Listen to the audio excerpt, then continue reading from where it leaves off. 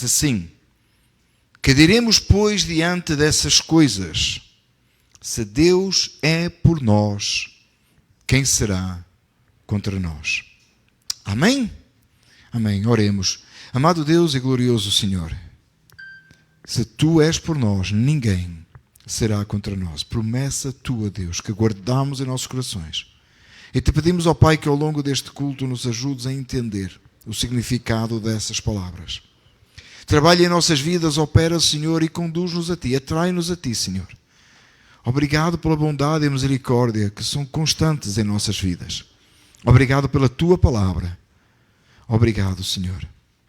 Daremos glória e honra somente a Ti, pois só Tu és Deus. Em nome de Jesus, oramos. Amém. Mas podem ficar sentados, amém? O tema da nossa mensagem hoje é: se Deus é por nós, quem será contra nós? Nós iremos tratar disso dos versículos 31 ao 34. Este é um versículo que nós conhecemos bem, certo? Se calhar você tem uma t-shirt em casa que diz isso, ou você tem uma daquelas canecas de café que diz isso, ou um quadro. Amém? E quantas vezes você olha e diz assim: eu sei que Deus é por mim. Lamentavelmente, como sempre, né? Há muita gente que interpreta mal este versículo, tira do versículo que lá não diz. E nós iremos hoje, com a ajuda do Senhor, trabalhar isso. Amém? Vamos cantar ao Senhor? Amém? Eu só esperei que a irmã Sónia sentasse para dizer que íamos cantar, que é para ela levantar, né? Maldade, né? Vamos cantar com alegria ao Senhor. Joyful, joyful, como a Lili tocou hoje, amém?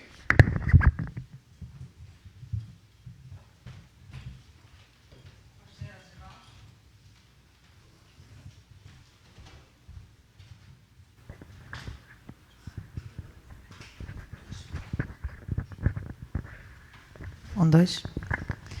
Tu és fiel, Senhor, ó Pai celeste. Teus filhos sabem que não falharás.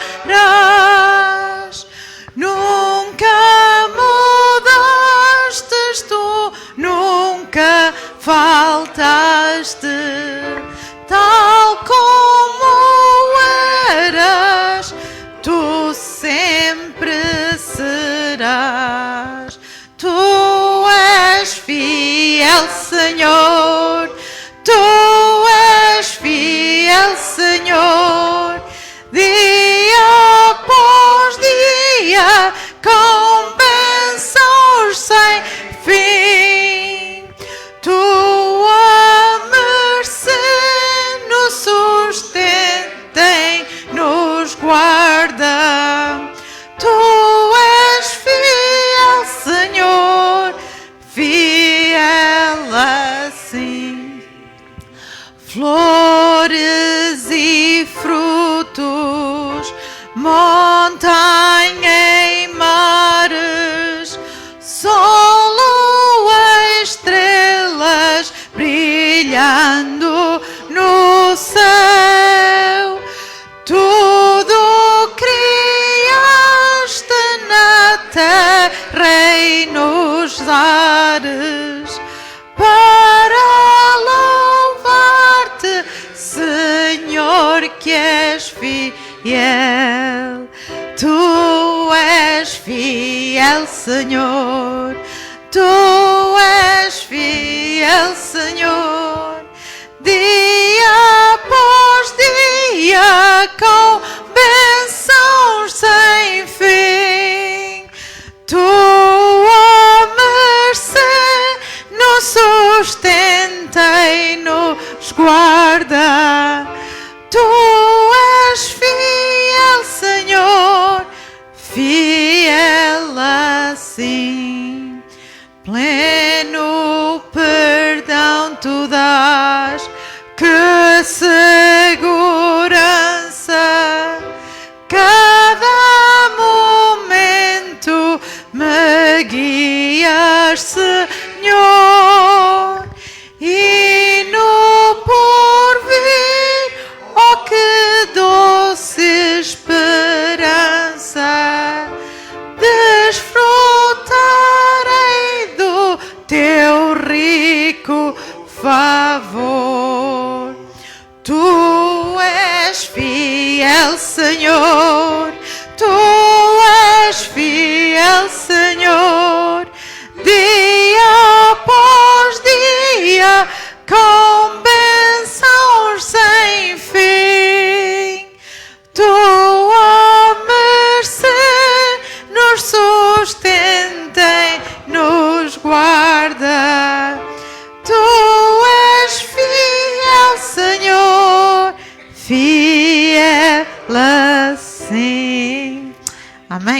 orarmos, Senhor, começarmos de manhã a reconhecer a fidelidade do Senhor à sua palavra, às suas promessas, amém?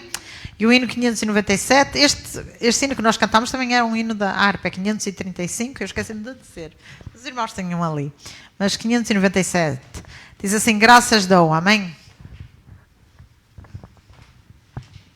Tá? Graças dou.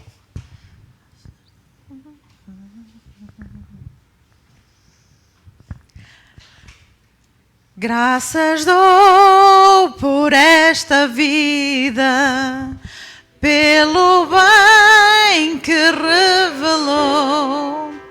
Graças dou pelo futuro e por tudo que passou, pelas bênçãos derramadas, pela dor, pela aflição, pela graça revelada, graças dou pelo perdão, graças pelo azul celeste e por nuvens que há também, pelas rosas do caminho, por espinhos que ela tem, pela escuridão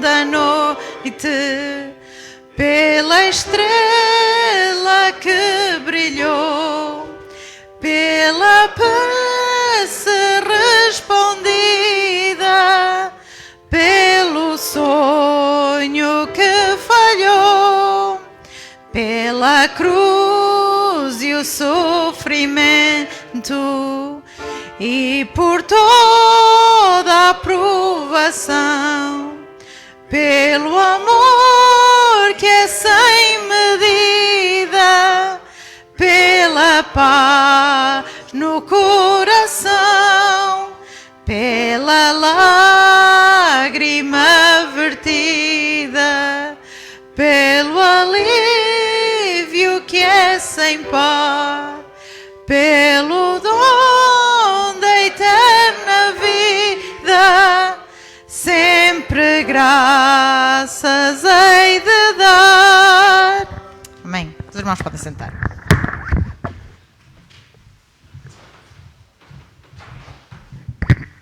Que bom que nós podemos dar graças a Deus pelas muitas bênçãos que o Senhor tem dado às nossas vidas.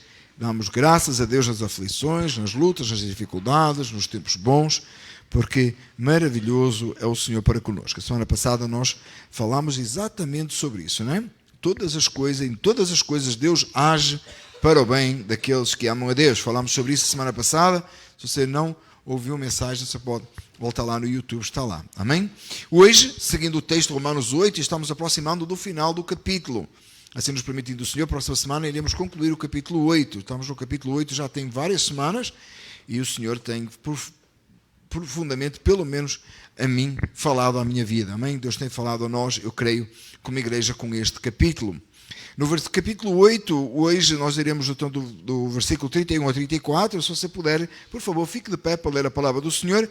Se você não tem uma Bíblia, você pode usar a Bíblia que está em frente a si, ou se você quiser ler a tradução que nós usamos, amém? Para estarmos todos em sintonia, em concordância, amém?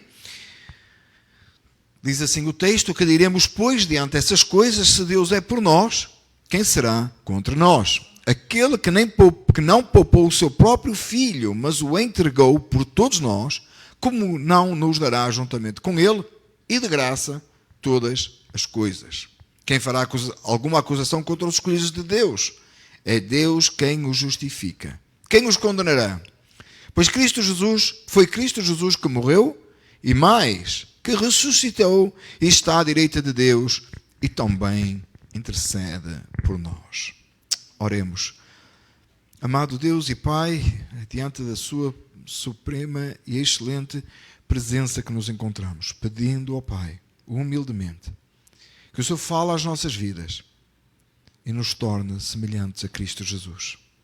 Te pedimos, ó Pai, em nome de Jesus. Amém. Irmãos, podem ficar sentados, amém? Como eu disse no início, é fácil você encontrar este versículo, pelo menos o versículo 31, em muitos lugares. Você encontra numa caneca de café inspiracional. Não é? Você toma uma caneca de café, um café inspiracional numa caneca que diz: Deus é por nós, quem será contra nós? Tal. Ou você encontra num quadro, ou numa t-shirt, ou assim, alguma coisa do género. Normalmente o pensamento vem associado à ideia de que eu posso todas as coisas, ninguém pode se levantar contra mim, eu sou capaz. E daí vem frases como, por exemplo, eu sou filho do rei, que é verdade. Nós iremos falar hoje na escola dominical que Jesus é o rei. Nós somos filhos de Deus, não é? Por adoção. E daí vem outras frases muito interessantes, como fora do contexto, Deus me colocou por cabeça e não por cauda, e tal. E daí vem, eu não tenho que sofrer, eu não tenho, porque Deus dá-me todas as coisas. Versículo 32 diz assim: aquele que não poupou o seu filho, juntamente nos dará de graça todas as coisas. Você pensa assim, naquilo, tudo bem desta terra, não é? Tudo bem desta terra, não é? Onde pisar a planta do seu pé é seu. E glória, o povo aí fica aí, né? Dá uns arrepios e tal, uns glória, uns sapateado de fogo, umas coisadas assim, completamente porque descontextualizam o texto todo. É por isso que é tão importante nós entendermos todo o texto para percebermos um versículo, amém, irmãos? Por isso é que nós tentamos, pelo nosso melhor, humildemente diante de Deus, buscar de Deus a interpretação do texto correta, analisando o texto todo. Para entender este versículo, você tem que deixar estar onde está e ler o contexto todo de Romanos 8, até da própria Epístola aos Romanos, para que nós possamos entender o que é que o texto nos está a falar e qual é a promessa de Deus neste versículo, o que é que o Senhor nos está a dizer, o que é que significa: se Deus é por nós, quem será contra nós? Onde é que nós encontramos isso? Por outro lado, meus amados irmãos, ficamos já em atenção que o oposto também se coloca. Se Deus é por nós, quem será contra nós? Pergunta retórica: ninguém se vai levantar contra nós, ninguém se vai opor, porque Deus é por nós, o Todo-Poderoso, o Senhor dos céus e da terra. Mas em oposição também, se Deus não é por nós, até o próprio Deus é contra nós. É importante nós entendermos a outra face da moeda. Então, se Deus é por nós, ninguém se vai levantar contra. Mas se Deus não é por nós, até o próprio Deus é contra nós, num juízo eterno. É muito importante nós entendermos todo o contexto do versículo. Lembra que a semana passada nós falámos em predestinação, falámos nos eleitos, falámos naqueles, era o contexto dos versículos anteriores. Lembra que o Senhor, Ele age em todas as coisas de Deus, age para o bem dos que são seus, daqueles que foram chamados segundo o seu propósito. Lembra? Falámos isso a semana passada. O contexto está aqui, é o mesmo texto. No versículo 31 diz então que diremos, pois, diante dessas coisas. Quais coisas? Que coisas ele está a referir aqui? Vamos começar por aí. Que diremos, pois, diante dessas coisas? Quais coisas? O contexto do Romanos 8 todo. Ou até da própria epístola toda, do capítulo 1 ao capítulo 8. De que é que Paulo vem a tratar? Muitos entendem que, dividindo a epístola em várias partes, esta será o capítulo 8, versículo 30, o último versículo do capítulo 8, 35. Deixa eu confirmar aqui, irmãos, só para não errar, acho que é 39.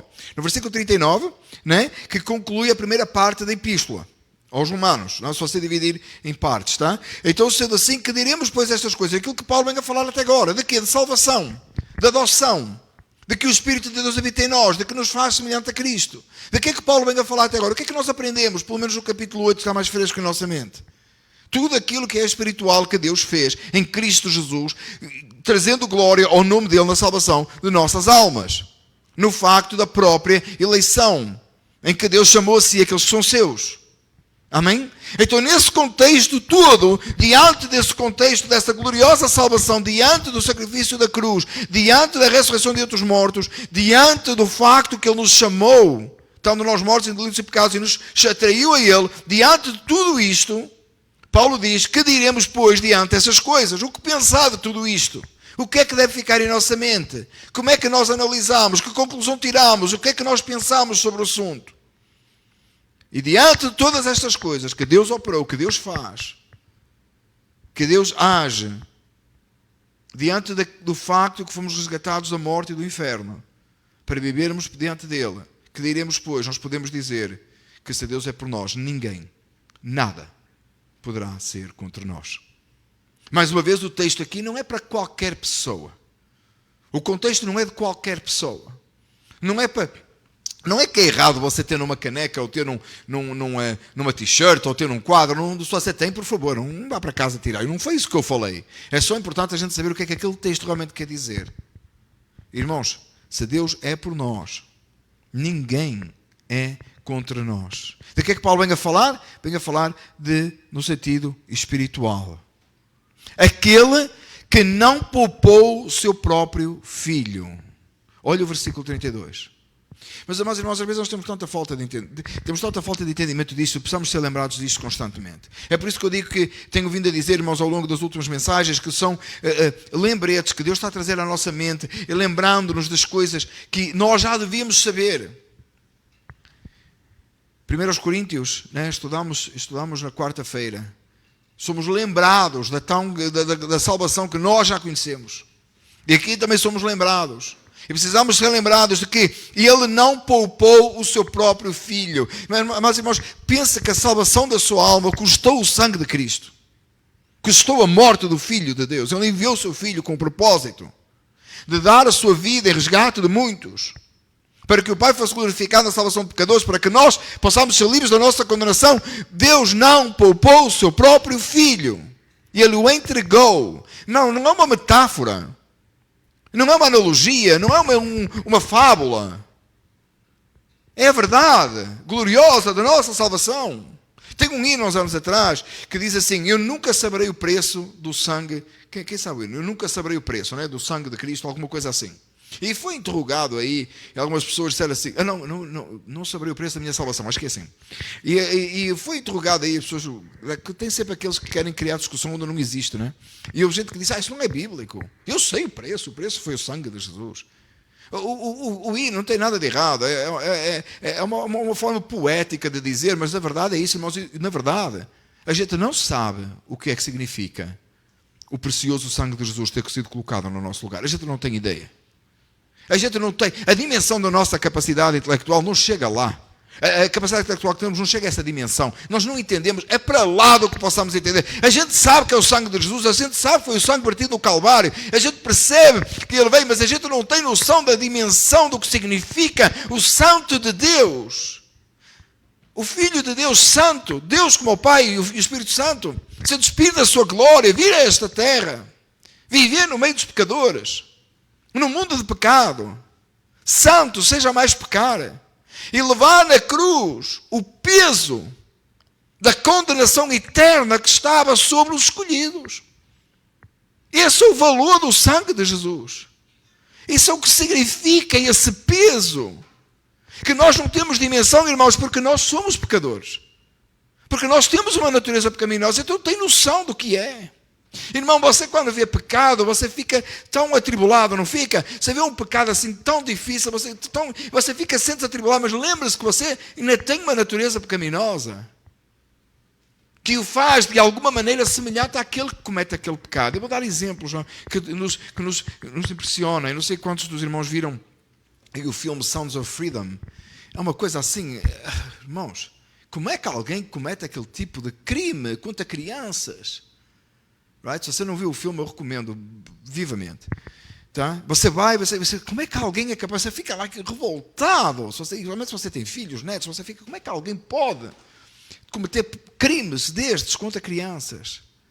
Aí você fica, Mas lembra, irmãos, que por causa da sua natureza pecaminosa, de alguma maneira você não tem noção ainda quão grave aquilo é aos olhos de Deus. Porque Deus é santo. Amém? Está certo assim? Quando você passa aí num determinado local e você vê a bandeira LGBTQ naqueles edifícios que deveriam ser igrejas, porque não são, né? Porque senão não tinha. Você fica assim, como é que alguém pode fazer isto e ainda falar no nome de Deus lá dentro? E você fica revoltado com esse pecado. Mas ainda assim não é como Deus vê, porque Ele é santo e você não é. Você está sendo santificado, você está no processo de santificação, você foi livre do pecado, você foi chamado a caminhar o caminho da santificação, mas a natureza pecaminosa ainda está lá. Mas Deus não vê assim. Agora imagina Deus se despir da sua glória, vir a esta terra sem deixar de ser Deus, nem por um segundo, nem por um instante, completamente Deus, completamente homem, feito carne, e ir até ao Calvário, E no Calvário, que aquilo que o Mel Gibson descreveu com aquela brutalidade toda, aquele espancamento todo, aquele sangue todo, irmãos, foi possivelmente muito pior que aquilo. Mas esse não foi o sofrimento máximo de Cristo. Foi quando ele está pendurado entre o céu e a terra e Deus despeja a sua ira justa sobre ele, que nunca tinha pecado e não tinha experimentado o mal. E sobre ele é colocado todo o nosso pecado, toda a nossa condenação, aquela que iria estar sobre nós para todo o sempre. E ele não poupou o seu próprio filho. Deus meu, porque me desamparaste? Na cruz Cristo sofreu. E quando Jesus diz assim, passa de mim este cálice, se for a tua vontade, mas seja feita a tua vontade e não a minha. E ele bebeu na cruz o cálice até a última gota, o cálice da ira de Deus. Meus irmãos e irmãs, é muito importante você entender, e nós colocarmos em nossa mente, que não foi um grupo de homens maus que mataram Jesus. Não foi romanos, não foi judeus. Foi o nosso pecado que o levou até à cruz e o amor dele por nós fez-lo suportar a ira de Deus que havia de estar sobre nós para todo o sempre. É por isso, meus amados irmãos, que a gente não consegue entender a expiação se ela não for limitada. Porque então o sangue de Cristo tinha sido vertido aí à toa por qualquer um. Sem efeito. Ele verteu o seu precioso sangue. Deus não poupou o seu filho. A quem é que Paulo está a falar aqui? Pós-eleitos, que ele venha da mensagem anterior, mas no mesmo contexto, no mesmo capítulo, dos mesmos versículos. Aqueles que ele chamou, aqueles que ele predestinou, aqueles que ele trouxe. E ele verteu o seu sangue. Deus não poupou o seu filho. Antes o entregou por todos nós. Quem são estes nós? Os que ele vem falando, os chamados à salvação. Ele derramou, ele colocou no seu filho.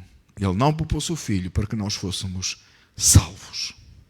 Irmãos, você percebe o poder destas palavras? Você percebe o que é que Paulo está a dizer aqui? O quão grandiosa é a nossa salvação. Quanto nós, irmãos, levamos de leve. Eu lembro-me dos meus filhos serem pequenos e nós termos, procurarmos livros para as crianças que falassem de Jesus.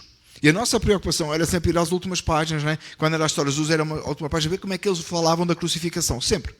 E na maior parte dos casos era uma história assim banal, não? E depois vieram os homens prender Jesus e mataram. Mas isso não é o que aconteceu. Isso foi como Mel Gibson descreveu. Isso não é o que aconteceu. Isso não é tão grave assim. Afinal, a pena de morte, quantos estavam na cruz naquele dia? Que nós saibamos da Bíblia. Pelo menos 3. Right? 3 estavam naquele lugar.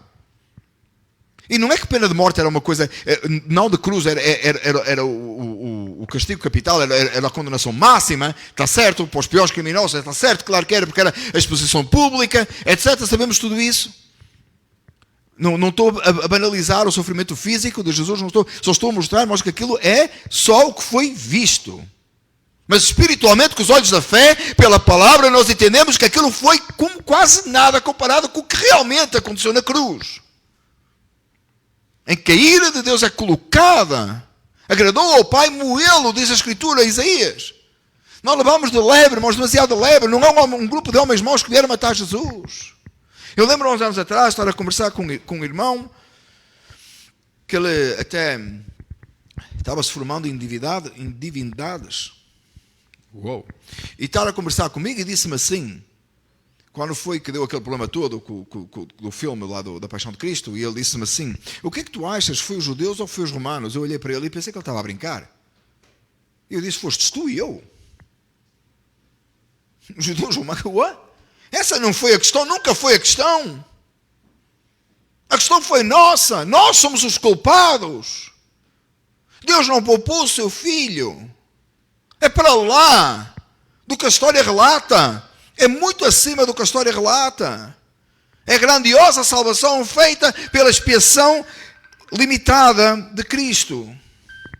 Que Ele derramou o seu sangue sobre nós. Por causa de nós. E nele. E Ele que não poupou o seu próprio filho, antes o entregou.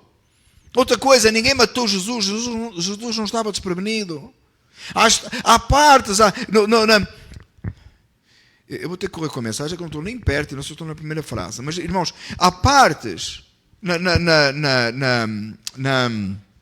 na história de Jesus que a gente passa muito rápido, não é? Lembra daquele momento que tentaram deitar Jesus, a matar Jesus? Quantas vezes tentaram matar Jesus e Jesus passou por uma vez até pelo meio deles e não puderam tocar porque não tinha chegado a hora? Quantas vezes Jesus não era a hora?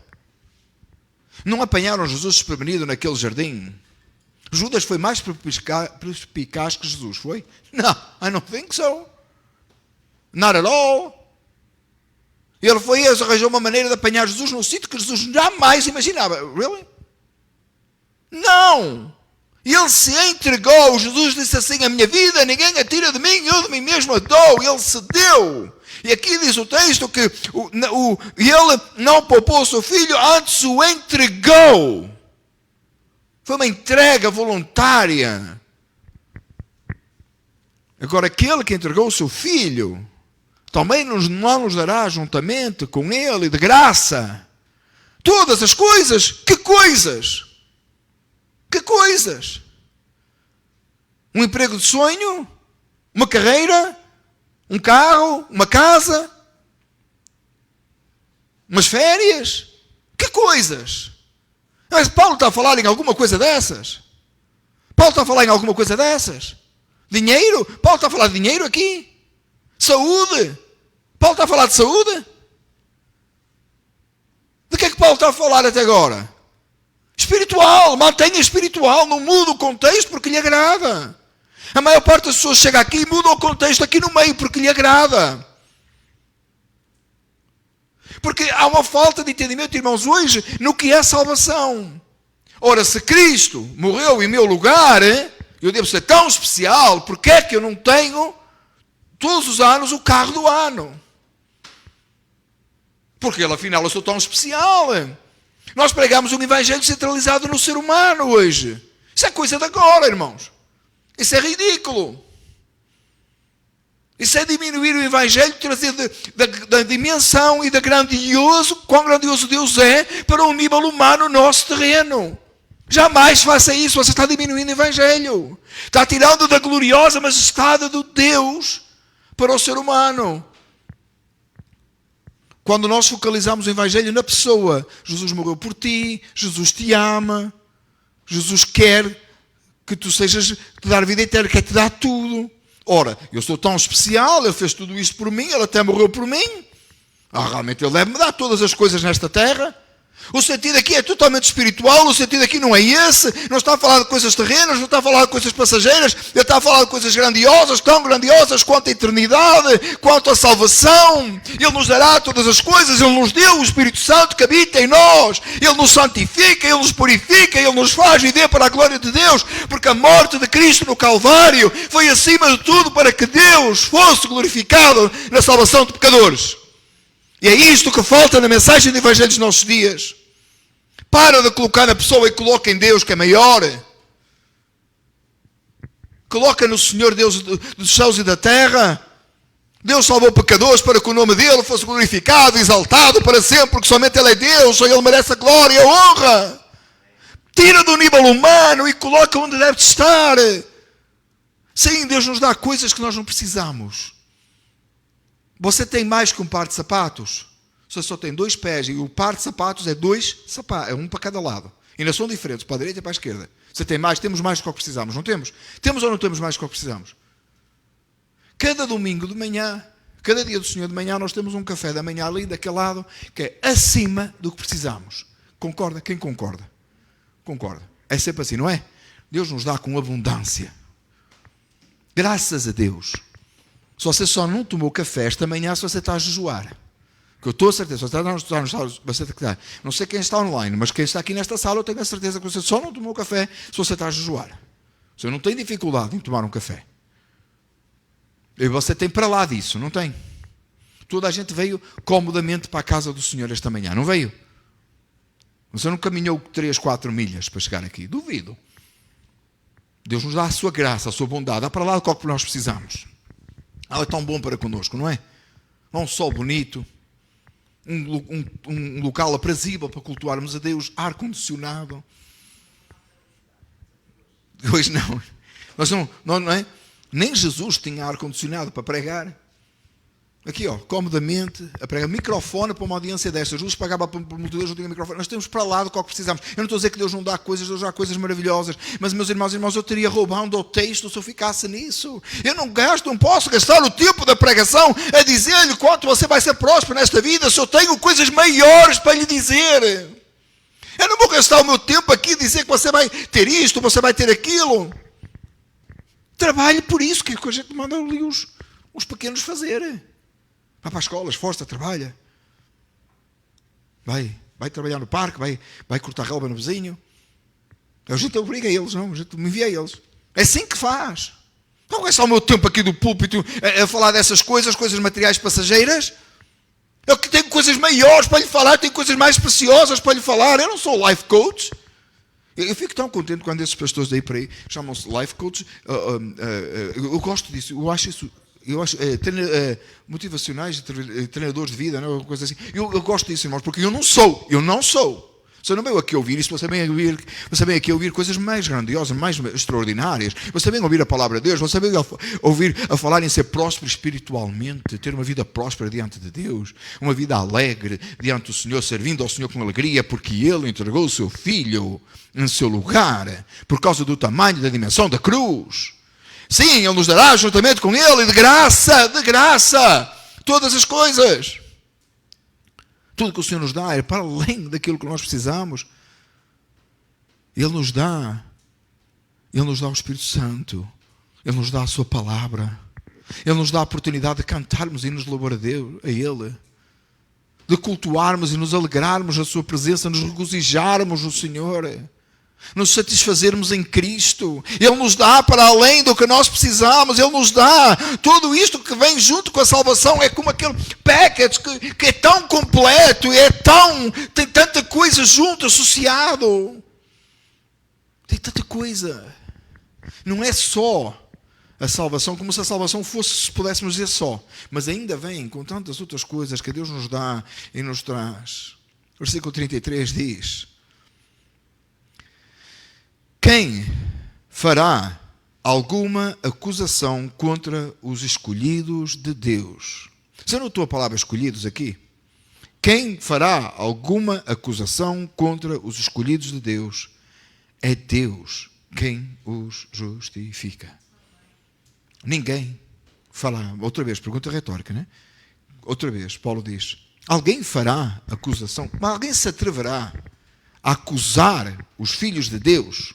E você diz assim: graças a Deus, eu não tenho ninguém que me acusa. Você está enganado. Você está enganado. Satanás é o principal. Lembra da história de Jó?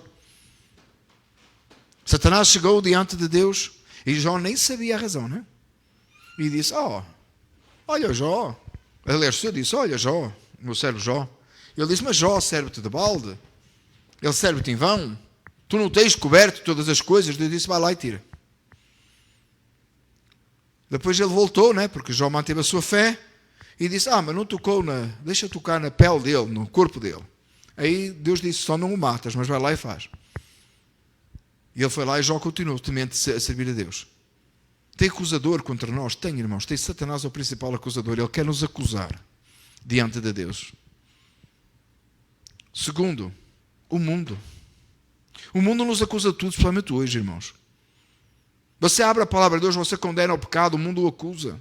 Vai dizer que você é antiquado, é por causa de si que o país não progressa. Já ouviu essa? É por causa das nossas ideias que o país está como está. Não progride. Really? É mesmo? Olha para trás uma história. Até a própria história confirma que não é verdade. Mas é isso que você ouve. Somos retrógradas.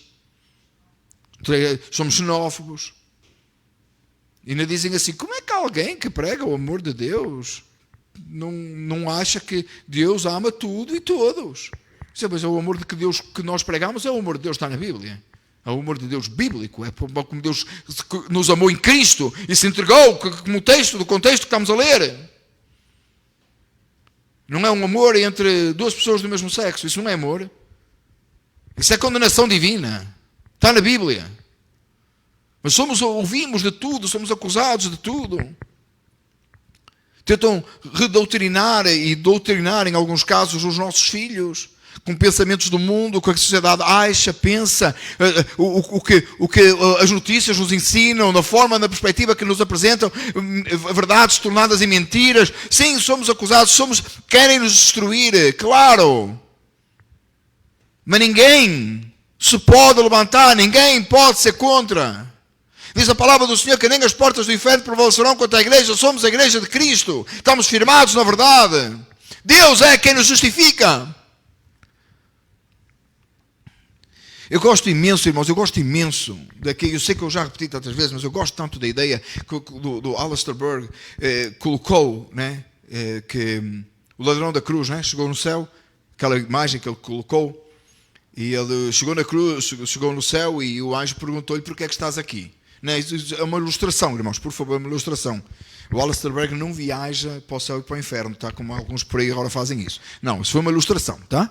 Eu acho ele fantástico, aliás, irmãos, eu gosto muito dele. Ele disse assim: ele chegou no céu, o ladrão da cruz, a gente diz o ladrão, mas na verdade é o malfeitor. Ele chegou no céu e o anjo disse: por que é que estás aqui? E ele disse: qual é a tua profissão de fé? E ele disse: não sei. Ele disse: foste batizado em que data? E ele disse: não fui batizado. E ele depois até brinca, disse: qual é a tua confissão e qual é a tua denominação? Não tem. E ele diz assim, o Alistair Berg disse por brincadeira que o anjo ficou confuso e disse assim: eu vou chamar o meu supervisor. E veio o anjo supervisor e fez-lhe a mesma pergunta. Ele disse: eu não sei. E ele disse assim: então porquê é que tu estás aqui? Ele disse assim: porque o homem na cruz do meio disse-me que eu podia vir. É daí que vem a frase: the man in the middle cross told me I could come. Nós temos na Páscoa, eu coloco lá em cima da mesa, a minha esposa comprou muito bonito, eu vi numa loja, ela comprou para mim muito bonito, um quadrozinho que diz: o homem da cruz do meio disse-me que eu podia vir. Porque Cristo Jesus é aquele que nos trouxe, é através dele que nós somos salvos. Não tem acusação contra. Quando a gente chegar no céu, irmãos, não é por causa dos seus anos de membresia da igreja, mesmo que a sua igreja seja Ministério Filadélfia, não ajuda. Nem que o irmão seja batista, como o irmão Lenin, não ajuda. Não é porque você é batista, não é porque você é Ministério Filadélfia, não é porque você faz isto ou faz aquilo, não é porque você é o porteiro do dia, como o irmão Júlio, ou você canta ou toca, não é por isso. É porque Cristo Jesus tomou o seu lugar naquela cruz. Então quando nós chegamos, quando o acusador vem, irmãos, à nossa vida, quando o acusador se apresenta e nos traz acusação, quando o mundo se levanta, é Deus quem nos justifica. Por isso é que o texto diz: se Deus é por nós, quem será contra nós? Nada. A resposta é nada, a resposta é ninguém. Não é só nada, é ninguém se levanta contra, ninguém nos pode opor. Maior é o que está em nós, o Espírito Santo habita em nós temos que parar de agir como fraquinhos. Está com tanta fraqueza. Não está, não. O Espírito Santo está em si, ele habita em si, ele o renova, ele nos transforma, ele nos usa. Ele nos justifica de todo o pecado. Você não está mais debaixo de condenação. Agora não há mais condenação para aquele que está em Cristo Jesus. Sabe onde é que está escrito esse versículo? Romanos 8.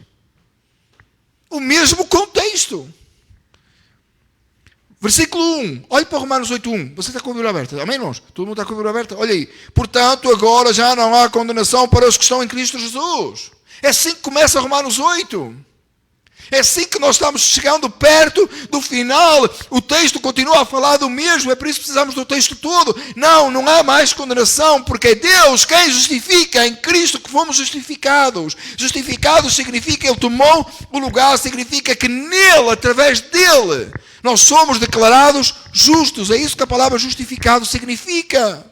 Não, eu não sou justo e nem próprio, mas Ele me justificou na sua justiça, em sua vida justa, em seu sacrifício. Eu fui justificado, eu fui lavado dos meus pecados, a minha culpa foi colocada sobre Ele. Eu não mais estou debaixo da condenação que eu merecia, é por isso que eu não vou para o inferno, eu vou para o céu. E isso, diante disto tudo, e na crente que acha que é fraquinho. Nós somos tão pouquinhos, tão fraquinhos. Acha que somos pouquinhos? Vai evangelizar. É isso que vamos fazer hoje, right? No final do culto. Vai evangelizar. Vai fazer a obra do Senhor. Envolva-se. O Espírito Santo habita em nós. Quem nos condenará? Que horas são? 9h44. Quem nos condenará?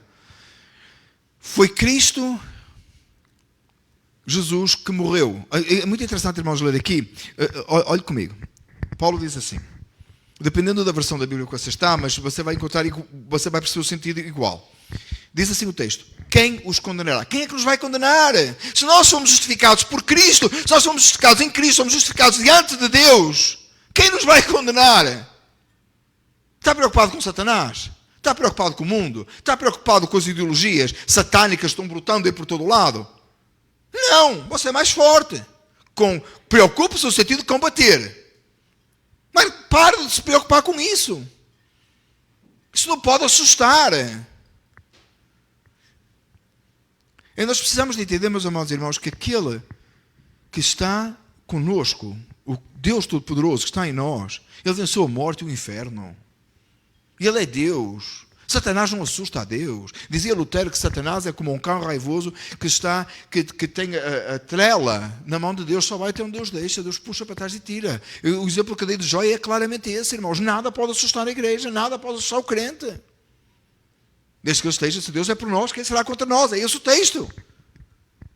Em todas estas coisas somos mais que vencedores, diz a Escritura. Em que é que se está a referir? Espiritualmente, como Deus nos prepara, como Deus nos leva. Quem os condenará? Quem é que nos pode condenar? Se é Deus quem justifica. O versículo 34 e voltaram ao 33. Mas olha o que diz o 34. Paulo diz assim: foi Cristo Jesus que morreu. Nota, o Filho de Deus morreu.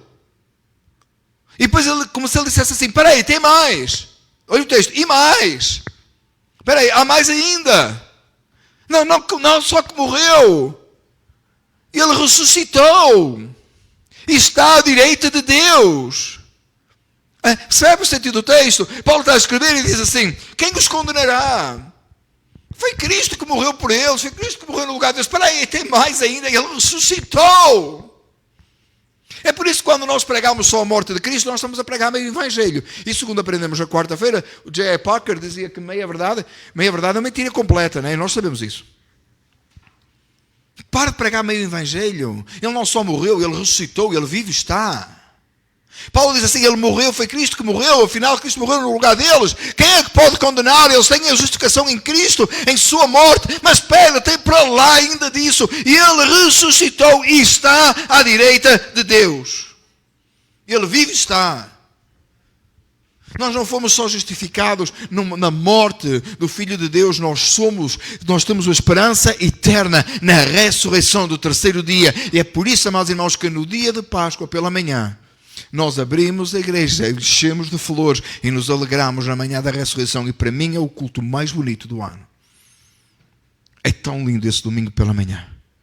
A gente se alegra. A gente não precisa de esconder ovos no quintal da igreja para as crianças apanharem. Aliás, a gente não faz tal coisa. Tu precisa de coelho a apanhar ovos. That's so ridiculous, honestly. O que é que nós precisamos lembrar da cruz e que o sepulcro está vazio. Louvado seja o nome do Senhor. Aleluia! E Ele ressuscitou. E cada vez que celebramos a ceia do Senhor, o que é que nós estamos a celebrar? A morte e a ressurreição do Senhor. Fazemos isso para lembrarmos que Cristo morreu em nosso lugar, mas que Ele ressuscitou. Essa é a nossa Páscoa. Nós temos um dia por ano, não é, que nós lembramos a manhã da ressurreição, que é com essa alegria toda, essas flores todas, esse envolvimento todo, nos alegramos, é um culto muito lindo.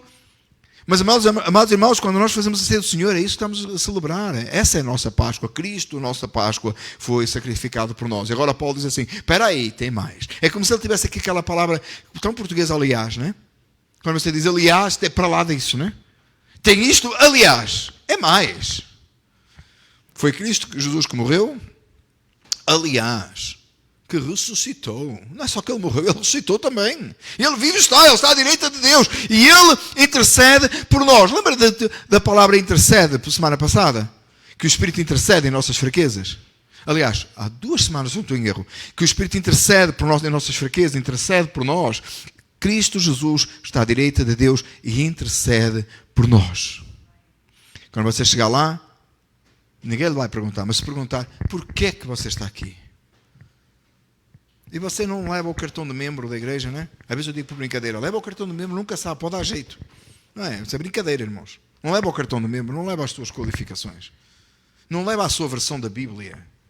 Tem gente que é capaz de morrer pela versão da Bíblia. Tem que ser a King James. Se não for a King James, eu morro, não? Tem que ser no seu... Não tem nada a ver com isso. Não é nada disso. É por causa do Filho de Deus. É por causa daquele que está lá. E se você chegasse no céu e alguém lhe perguntasse porquê é que eu te deixaria entrar, a sua resposta era apontada por causa dele, o Cordeiro de Deus que foi imolado antes da fundação do mundo. E no seu sangue eu fui lavado. Aleluia. Louvado e adorado seja o nome do Senhor. Aquele que está à direita de Deus e também intercede por nós. Você percebe, da próxima vez que você disser, posso todas as coisas naquele que... Perdão. Se Deus é por nós, quem será contra nós? Faz sentido agora. Faz um sentido maior. Deu mais gosto ao texto. E, meus amados irmãos, a frase que nós colocamos quase como um chavão, funciona em tudo, tem que ter resposta para tudo. A gente coloca um chavão aqui, um chavão acolá. Você percebe que o texto agora tem um sentido muito mais precioso, muito mais belo, muito mais glorioso, com uma esperança muito maior. Irmão, não muda o texto para agradar a ninguém, porque o texto no contexto, ele agrada a Deus e traz gozo e satisfação à alma do salvo. Cada vez que tiramos o texto do contexto para agradar a alguém, só estamos a causar prejuízo. Primeiro, para si, porque você está a pecar, claro. E segundo, você está a prejudicar a outra pessoa também. E a diminuir a glória de Deus. Deixe o texto no contexto. É muito mais precioso agora. Da próxima vez que você ouvir ou você ler, se Deus é por nós, quem será contra nós? Ou quando você repetir da próxima vez, você vai lembrar de quê? Da morte, da ressurreição do Senhor. Você vai lembrar da sua vida eterna. Você vai lembrar da vitória que você tem sobre o pecado, sobre a morte. Você vai lembrar que nem Satanás tem acusação contra si, porque você foi chamado, porque você é escolhido, porque você foi lavado no sangue de Jesus. É para lá, de extraordinário. É muito maior do que casa, carro, ou seja lá o que for. É muito maior. Esta é a beleza do Evangelho. Eu queria ler mais um versículo. Abra a palavra do Senhor em 1 Coríntios 15. Vamos ler versículos 57 e 58 e terminamos com este pensamento. À medida que nos aproximamos do final do capítulo 8 de Romanos, eu estava com vontade, irmãos, de verdade, não vamos fazer, mas estava com vontade de pregar Romanos 8 outra vez. E não é porque o texto já estava pronto, não é. Até porque não ia estar, eu ia fazer tudo de novo. É porque eu gostei tanto de Romanos 8, irmãos. Encheu o meu coração. Ontem eu disse para brincadeira no carro, estávamos em família, e disse assim, sabe o que é pregação amanhã? E diz assim, a minha esposa, qualquer coisa era Romanos. A brincar comigo. Qualquer coisa lá em Romanos. Amém, irmãos? Diz assim, mas graças a Deus, vai Coríntios agora, não é Romanos, mas graças a Deus, que nos dá a vitória por meio de nosso Senhor Jesus Cristo. Graças a Deus que nos dá a vitória por meio de nosso Senhor Jesus Cristo. Esta vitória que nós temos, a vitória sobre o pecado, a vitória sobre a nossa carne, a vitória sobre a morte, a vitória sobre o erro que o mundo ensina, a vitória. Ela está onde? Em Cristo Jesus. Portanto, meus amados irmãos, Igreja, Ministério Filadélfia em Montclair, o escute. Portanto, meus amados irmãos, igreja presente aqui, igreja online, igreja presente, vocês que estão a ouvir esta manhã, meus amados irmãos, se você é meu irmão em Cristo, esta palavra é para si. Mantenha-se firme. Leia o texto. Mantenham-se firmes. Você que está a ouvir, e eu. Mantenham-se firmes. E que nada os abale. Firme em Cristo Jesus. Nada pode abalar a nossa fé. Nada nos abalará. Aliás, o texto seguinte para a semana é nada me separará do amor de Cristo. Você sabe o contexto, você já leu, sabe o que é isso. Sejam sempre dedicados à obra do Senhor. Dedique-se à obra do Senhor. Dedique-se a Deus. Não só orando, não só lendo a palavra do Senhor, não só ouvindo estudo bíblico, mas trabalhando e se movendo na evangelização, de falar de Jesus aos seus vizinhos, aos seus parentes, aos seus amigos, à sua família, envolvendo-se no trabalho da igreja. Sejam sempre, sempre dedicados à obra do Senhor. E agora olha o que Deus diz para si. Pois vocês sabem que no Senhor o trabalho de vocês não será inútil. Não será inútil. Aqui há um tempo atrás nós andámos aqui a lavar as janelas do building. E depois tivemos que polir o chão. That was a smart move, right? Não nos contávamos, tinha que se polir o chão e andámos a lavar as janelas. Aí depois teve que se polir o chão. Guess what? Teve que se lavar as janelas ao fim. Então, assim, que trabalho inútil. Não é, porque foi para o Senhor. Não foi, não. Não foi inútil. Assim, você está a diminuir, né? É claro que nós temos que pensar numa perspectiva espiritual maior, como evangelizar, por isso é que quando você evangeliza aquele que se perde, Deus está trazendo glória em nome do Senhor, porque o seu trabalho não é inútil. Deus é glorificado na pregação do evangelho até naquele que parece, sabia? Então o nosso trabalho nunca é inútil. Mas eu trouxe o exemplo mais prático, não é? Eu sei que na altura os irmãos até comentaram, lavou-se as janelas inutilmente, perdeu-se tempo. Nada é inútil quando é feito para Deus. Não é inútil, parece, mas não é. Fique firme, meu irmão, fique firme, que nada o abale, seja dedicado à obra do Senhor, pois você sabe que no Senhor o seu trabalho jamais será inútil. Que o Senhor nos ajude a entender esta palavra, que o Senhor nos faça confiar nele, que o Senhor nos conduza a nós percebermos profundamente o que significa se Deus é por nós.